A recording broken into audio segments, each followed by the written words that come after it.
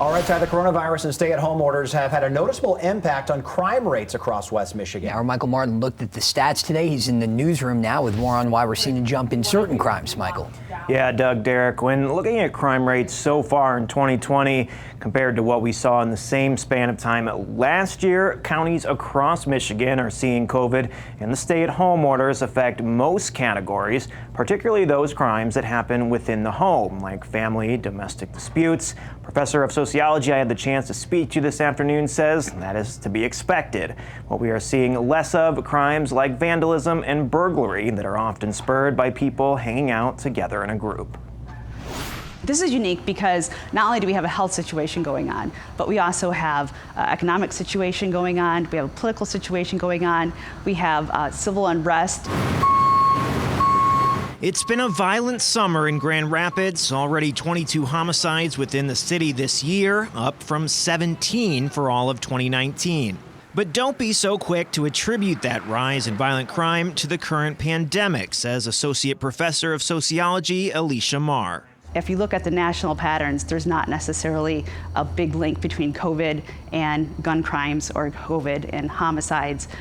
Maybe we'll see that after we look at 12 months of data, but we don't necessarily see that for 6 months. What we are starting to see at a local level is an increase in family or domestic disputes. The Muskegon County Sheriff's Department says they have seen a more than 40% increase in those sorts of calls in 2020. And while there are a wide range of incidents that fall into that category, it is clear that people being cooped up together under uniquely stressful conditions has potential for conflict. One of our major concerns is possibly about interpersonal violence, so domestic violence. Really, anytime when there's more stressful situations, people are more likely to engage in physical violence or actually higher increase in emotional or spiritual abuse. But when it comes to certain misdemeanor crimes, MARR says there is a decrease.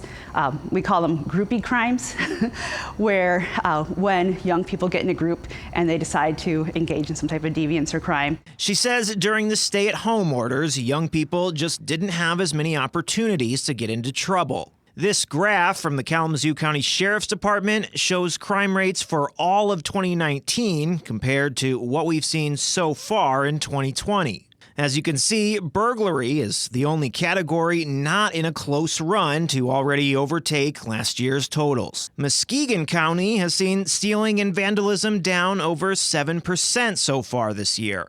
Those group crimes are more about getting together and hanging out and breaking laws such as using drugs or underage drinking or vandalism or petty theft. Unfortunately, once people started heading back out into the world post-lockdown, these sorts of crimes quickly returned.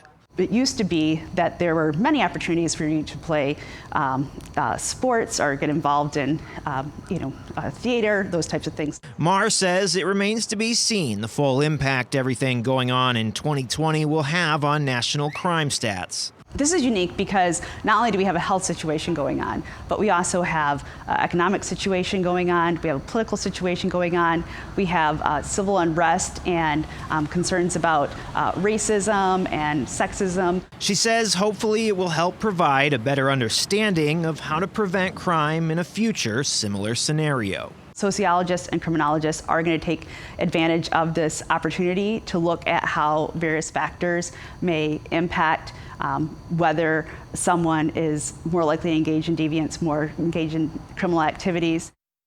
Now, there are a number of crime reports that will be available next year that will provide a more complete picture of how COVID-19 has affected crime rates across the country. For now, though, live in the newsroom, Michael Martin, Fox 17 News.